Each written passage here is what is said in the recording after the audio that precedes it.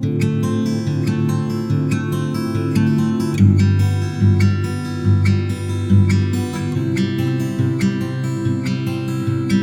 Everyone, welcome to toppers biology. Toppers biology में आज हम बात करने वाले हैं स्टैंडर्ड 12th। स्टैंडर्ड 12th में जो हमारा चैप्टर है, 6 नंबर का जो हमारा चैप्टर है, molecular basis of inheritance. So molecular basis of inheritance में आज हम बहुत ही इम्पोर्टेंट टॉपिक की डिस्कस करने वाले हैं। सो आज का जो हमारा टॉपिक है वो है चारगेप्स rule.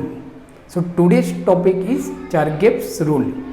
It is very important topic, very important topic for your NEET exam. फिर आपके जो बोर्ड के एग्ज़ाम है उसके लिए भी ये टॉपिक काफ़ी इम्पोर्टेंट है। फिर आपकी जो पर्टिकुलर जो सेट की एग्ज़ाम है उसके लिए भी ये टॉपिक बहुत इम्पोर्टेंट है।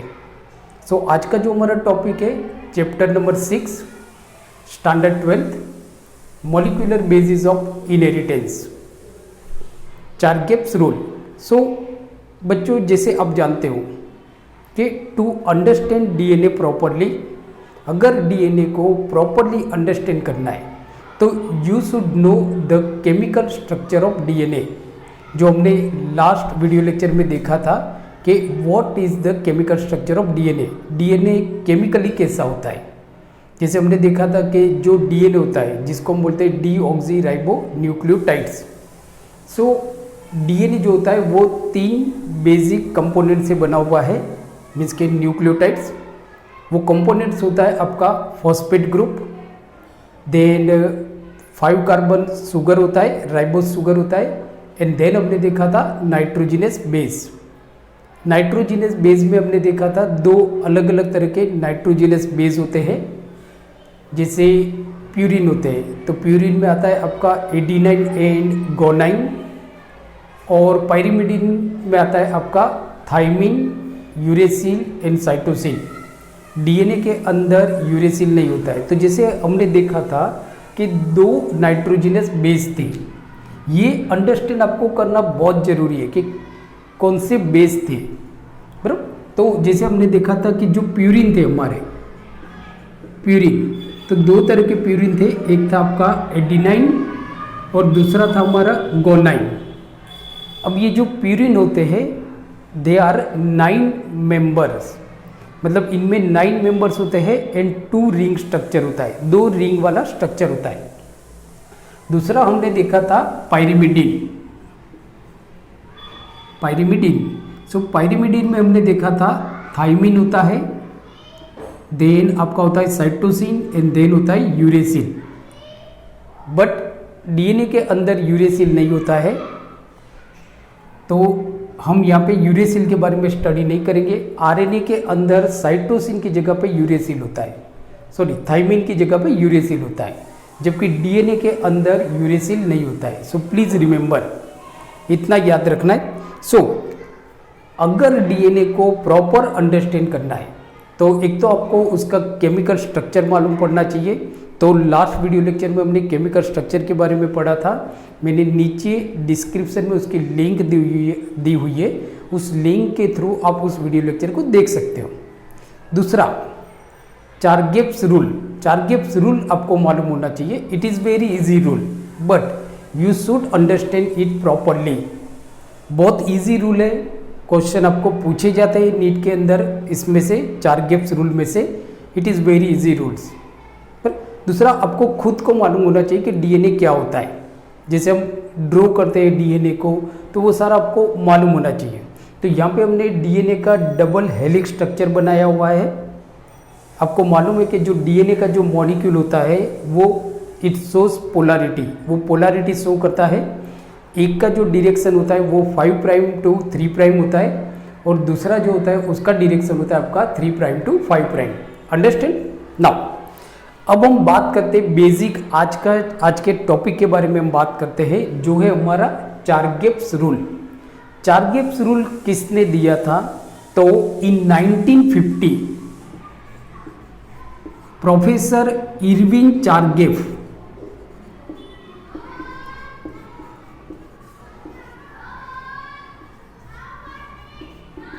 नाउ 1950 में प्रोफेसर इरविन चारगिफ्स ने डीएनए के बारे में कुछ फॉर्मुलेटेड थियरी बनाई थी। तो वो जो डीएनए के बारे में जो फॉर्मुलेटेड थियरी थी उसको बोला जाता है Chargaff's rule. It is called Chargaff's rule. ये क्वेश्चन भी आपको नीट में पूछा जाएगा कि चारगिफ्स रूल किसने दिया था। तो चारगिफ्स rule was given by Professor Irwin in 1950. Now, according to Chargaff's rule, it is very easy. जैसे बेसिक पहले हम समझ लेते हैं कि डीएनए जो मॉलिक्यूल होता है वो किससे बना है। तो डीएनए मॉलिक्यूल दो चेन होती है, डीऑक्सीराइबो न्यूक्लियोटाइड की दो लंबी चेन होती है, बराबर। कि समझो कि ये हमारी एक चेन है और ये दूसरी चेन है हमारी। बेसिक हम अंडरस्टैंड कर लेते हैं। तो DNA is a long chain of, there is a pair of long chain of deoxyribo nucleotide. अब ये जो डीऑक्सीराइबो न्यूक्लियोटाइड जो होता है वो किससे बना है। तो डीऑक्सीराइबो न्यूक्लियोटाइड मीन्स के डीएनए। तो डीएनए आपके तीन बेसिक कंपोनेंट से बना है। एक है आपका फॉस्फेट ग्रुप जिसको हम बोलते हैं PO4। दूसरा होता है आपका 5 कार्बन वाला सुगर, 5 कार्बन सुगर। तो सेकेंड होता है हमारा 5 कार्बन सुगर मीन्स के राइबोस, 5 कार्बन सुगर मीन्स के C5H10O4। और तीसरा होता है आपका नाइट्रोजिनस बेस होता है। तो थर्ड होता है आपका नाइट्रोजिनस बेस। तो ये तीन बेसिक कंपोनेंट्स होते हैं, बराबर। नाउ जो फॉस्फेट होता है वो शुगर के साथ जॉइंट होता है। मतलब यहाँ पे समझो कि आपका फॉस्फेट है तो यहाँ पे शुगर होगा, then phosphate, then sugar, then phosphate, then sugar, then phosphate, then sugar. इस तरह से होता है। अब फॉस्फेट और शुगर के बीच में आपका बॉन्ड होता है, जिस बॉन्ड को हम बोलते हैं फॉस्फोडाइस्टर बॉन्ड। तो ये क्वेश्चन भी आपको नीट में पूछा जाता है, फॉस्फोडाइस्टर बॉन्ड। वैसे ही यहाँ पे होगा आपका phosphate, then sugar, phosphate, sugar, phosphate, sugar, phosphate and sugar. इस तरह से होता है। ये फॉस्फोडाइस्टर बॉन्ड से जॉइंट होते हैं। मतलब sugar chemically attach with the phosphate group के साथ अटैच होता है बाय फॉस्फोडाइस्टर बॉन्ड। और फिर यहाँ पे होता है आपका नाइट्रोजनस बेस। तो जैसे समझ लो आपका यहाँ पे हो गया एडिनाइन, तो यहाँ पे होता है आपका थाइमिन, एडिनाइन एंड थाइमिन। तो ये आप देखो phosphate, sugar and nitrogenous base, ये जो आपका है phosphate, sugar and nitrogenous base, इसको हम बोलते हैं डीऑक्सीराइबो न्यूक्लियोटाइड या तो पॉलीन्यूक्लियोटाइड। तो ऐसी बहुत सारी पॉलीन्यूक्लियोटाइड होता है। जैसे आप देखोगे तो यहाँ पे भी है आपका एडिनाइन, देन आपके यहाँ पे है गोनाइन, यहाँ पे है आपका थाइमिन, बराबर। तो यहाँ पे आपका क्या हो जाएगा, एडिनाइन के साथ थाइमिन जुड़ेगा, बराबर, गोनाइन के साथ साइटोसिन जुड़ेगा, थाइमिन के साथ एडिनाइन जुड़ेगा, बराबर। और इस तरह से आपकी लंबी एक चेन हो जाती है। ये दोनों चेन जो होती है वो हाइड्रोजन बॉन्ड से जॉइंट होती है। तो आप देखो यहाँ पे एडिनाइन और थाइमिन के बीच में आपका बॉन्ड बनेगा, डबल हाइड्रोजन बॉन्ड बनेगा। गोनाइन एंड साइटोसिन के बीच में ट्रिपल हाइड्रोजन बॉन्ड बनेगा और ये हाइड्रोजन बॉन्ड। तो इस तरह से आप देखोगे तो ये हमारा बनता है डीएनए मॉलिक्यूल। एक डीएनए मॉलिक्यूल आपका बन गया। नाउ तो चारगिफ्स ने कुछ रूल्स दिए थे। तो एक एक करके हम सारे रूल्स को अंडरस्टैंड करने का ट्राई करते हैं। जैसे मैंने आपको बताया कि डीएनए मॉलिक्यूल जो होता है which is known as a deoxyribo nucleotide, मालूम पड़ गया, गुड। अब ये जो डीऑक्सीराइबो न्यूक्लियोटाइड से it consists of 3 different components. ये कैसे बनाए, 3 अलग अलग कंपोनेंट से बनाए।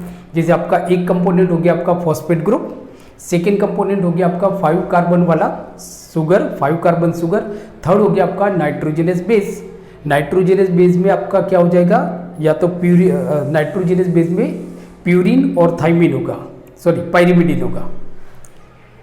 तो एक प्यूरिन होगा तो एक थाइमिन होगा, मतलब एडिनाइन किसके साथ पेयर बनाएगा, थाइमिन के साथ, बाय हाइड्रोजन बॉन्ड से डबल हाइड्रोजन बॉन्ड, या तो थाइमिन एडिनाइन के साथ। गोनाइन जो होता है वो साइटोसिन के साथ, या तो साइटोसिन आपका देखोगे तो गोनाइन के साथ होता है। इस तरह से आपका बन जाता है।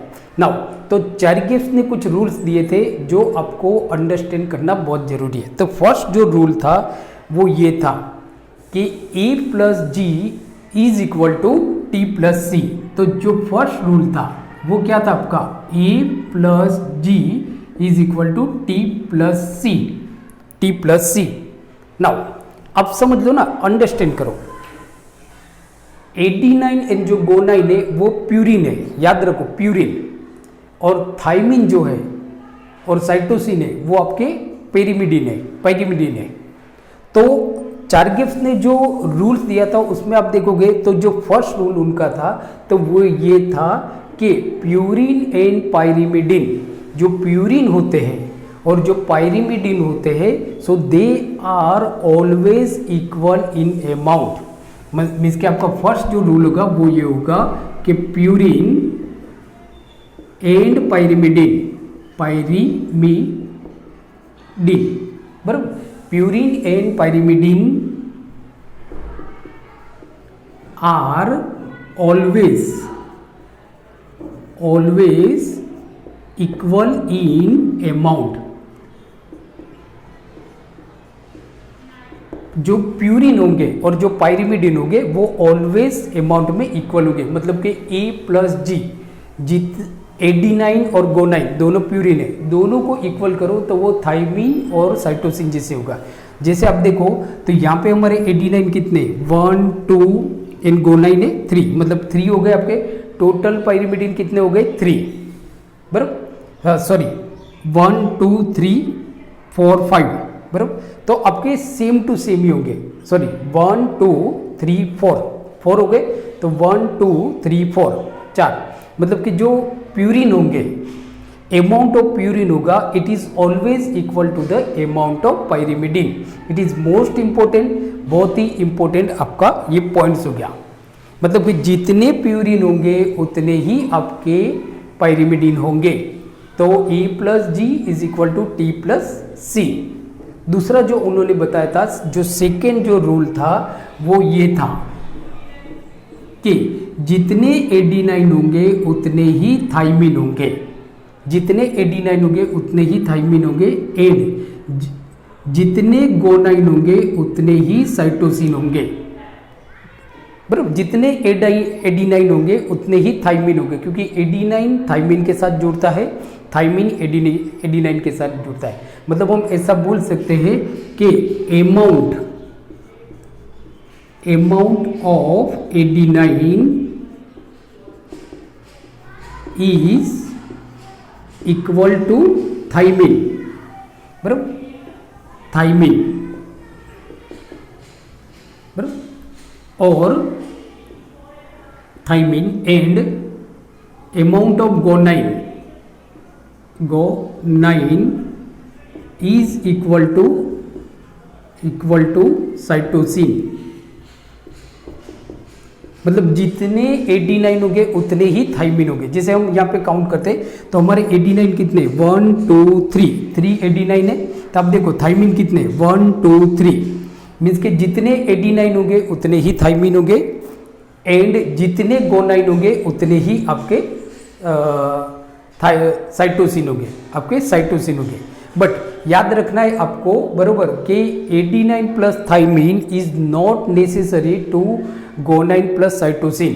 ये जरूरी नहीं है, मतलब कि एडिनाइन प्लस थाइमिन जो होता है ना, तो जरूरी नहीं है, is not necessarily equal to guanine plus cytosine, बराबर। तो जरूरी नहीं है कि एडिनाइन प्लस थाइमिन, समझो एडिनाइन और थाइमिन दोनों मिला के 10 है, तो जरूरी नहीं है कि गोनाइन प्लस साइटोसिन दोनों मिला के आपके 10 होने चाहिए, बराबर। ये जरूरी नहीं है, इट इज़ नॉट नेसेसरी। हो भी सकता है, नहीं भी हो सकता है, बट ये रूल नहीं है, ये आपका रूल नहीं है, बराबर। दूसरा जो आपका बहुत इंपॉर्टेंट पॉइंट है वो ये पॉइंट है थर्ड जो आपका जो पॉइंट है, मतलब कि थर्ड जो हमारा पॉइंट होगा वो ये होगा कि the base ratio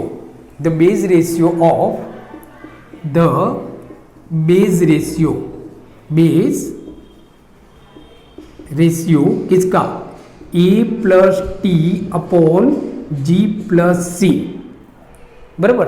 89 plus thymine, उसका हम रेशियो करते हैं जी प्लस सी, मतलब कि गोनाइन प्लस साइटोसिन। तो मे वेरी हो सकता है, बराबर। अब देखोगे ना, may vary from one species to another, may vary from one species to another. मतलब आप देखोगे ना, तो जो 89 plus thymine upon guanine plus cytosine, तो इसका जो रेशियो होगा, बेस रेशियो होगा, ये एक स्पेसीज से दूसरे स्पेसीज में अलग अलग हो सकता है। मतलब कि ह्यूमन के अंदर ह्यूमन का जो रेशियो होगा, it is different than that of the ratio of the dog जो होगा, या तो डॉग और एलिफेंट का जो रेशियो निकलेगा 89 plus thymine upon guanine plus cytosine, तो डॉग में जो रेशियो होगा, तो जरूरी नहीं है कि एलिफेंट में भी वही रेशियो होगा, क्योंकि दोनों जो है वो अलग स्पेसीज से बिलोंग्स करते हैं, they belongs to different species. So therefore the base ratio of 89 plus thymine upon guanine plus cytosine is vary करेगा। बट एक स्पेसीज में अगर ह्यूमन की बात करें, ह्यूमन की, तो मेरे डीएनए के अंदर जो 89 plus thymine upon guanine plus cytosine का जो रेशियो होगा, वही रेशियो आपके डीएनए में होगा, because we all are belongs to same species, हम लोग एक ही स्पेसीज से बिलोंग्स करते हैं। So therefore it is very important point for your NEET exam, ये आपके नीट एग्जाम के लिए बहुत ही इंपॉर्टेंट पॉइंट है, बराबर। दूसरा जो आपका इंपॉर्टेंट पॉइंट है वो ये है कि जैसे हमने देखा कि हमारा डीएनए किससे बना है, तो हमारा जो डीएनए है वो शुगर मीन्स के शुगर होता है, फॉस्फेट होता है एंड नाइट्रोजनस बेस होता है, sugar phosphate and nitrogenous base. तो जो फोर्थ रूल होगा वो आपका ये है कि deoxy ribose sugar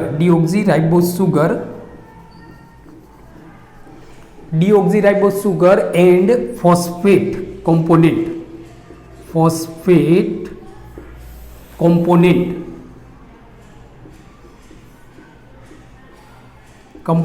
deoxy ribose sugar मतलब क्या होगा कि ये शुगर आपका, मतलब कि जो हमने देखा था C5H10O4, तो वो हमारा शुगर है। तो आप देखोगे ना, तो deoxy ribose sugar and phosphate group occur in equal proportion में होंगे, इक्वल प्रोपोर्शन में होंगे, मतलब कि जितने शुगर होंगे, जैसे आप देखो यहाँ पे कितने शुगर है, तो 1 2 3 4, तो फॉस्फेट कितने 1 2 3 4 4 ही होंगे। मीन्स कि हम ऐसा बोल सकते हैं कि deoxy ribose sugar and phosphate component occur in A equal proportion में होंगे। जैसे आप देखो यहाँ पे कितने हैं शुगर 1 2 3 4, तो फॉस्फेट भी आपके 4 है 1 2 3 4, सो 4 फॉस्फेट होंगे। तो ये चेरगेव्स रूल था, ये अब देखोगे तो चेरगेव्स रूल से जो प्रोफेसर इरविन चेरगेव्स ने दिया था, उन्होंने दिया था इन 1915। नाउ एक दूसरा जो आपके लिए बहुत इंपॉर्टेंट पॉइंट है वो है इन ह्यूमन डीएनए,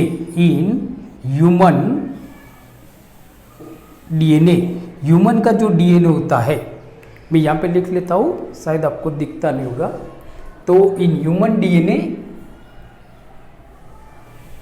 ह्यूमन के डीएनए में आप देखोगे ना, तो हमारे डीएनए के अंदर क्या होता है, हमारे डीएनए के अंदर नाइट्रोजनस बेस कौन कौन से होते हैं, एडिनाइन होता है, थाइमिन होता है, गोनाइन होता है एंड साइटोसिन होता है, बराबर। Adenine, thymine, guanine and cytosine. So now adenine कितना होता है, तो एडिनाइन जो होगा आपका वो होगा 30.9%, प्लीज़ रिमेंबर, ये क्वेश्चन आपको नीट में पूछा जाता है। सो एडिनाइन कितना होगा 30.9%, थाइमिन कितना होगा, सो थाइमिन जो होगा आपका वो होगा 29.4%, थाइमिन कितना होगा आपका 29.4%। गोनाइन कितना होगा, तो गोनाइन होगा आपका 19.9%, गोनाइन का परसेंटेज क्या होगा 19.9%। साइटोसिन कितना होगा, तो साइटोसिन होगा आपका 19.8%। बराबर, तो ये जो क्वेश्चन है ये क्वेश्चन भी आपको पूछा जाता है, मतलब हम ऐसा बोल सकते हैं कि ह्यूमन डीएनए के अंदर क्या होता है, सो ये नीट में क्वेश्चन पूछा जाता है। तो ह्यूमन के डीएनए के अंदर एडिनाइन होता है 13.9%, थाइमिन होता है 29.4%, गोनाइन होता है 19.9% एंड साइटोसिन होता है 19.8%। बराबर, सो बच्चों आज हमने देखा बहुत ही इंपॉर्टेंट टॉपिक, बढ़िया सा छोटा सा टॉपिक हमने देखा, स्वीट सा टॉपिक है बट बहुत इंपॉर्टेंट है, not only for your NEET exam but also for understand DNA, the structure of DNA properly. So उसके लिए भी आपको ये बहुत इंपॉर्टेंट है। सो आई होप आज का वीडियो लेक्चर आपको बहुत अच्छा लगा होगा। सो अगर आज का वीडियो लेक्चर आपको अच्छा लगा तो इस वीडियो लेक्चर को आपके ज़्यादा से ज़्यादा फ्रेंड के साथ शेयर कीजिए। अगर आपके कोई भी कमेंट्स है, कोई भी सजेशन है तो आप मुझे नीचे कमेंट बॉक्स में लिख के भेज सकते हो। अगर आपने मेरे चैनल को सब्सक्राइब नहीं किया है तो please subscribe and please press the bell icon. So जो भी वीडियो है 11th-12th बायोलॉजी के नीट के जितने भी लेक्चर है और हमारी जो सीरीज़ है NEET biology question series PYQ 2015, वो सारी वीडियो लेक्चर की आपको नोटिफिकेशन मिलती रहे। So keep watching, keep studying and अपना ख्याल रखिए। Take care, thank you.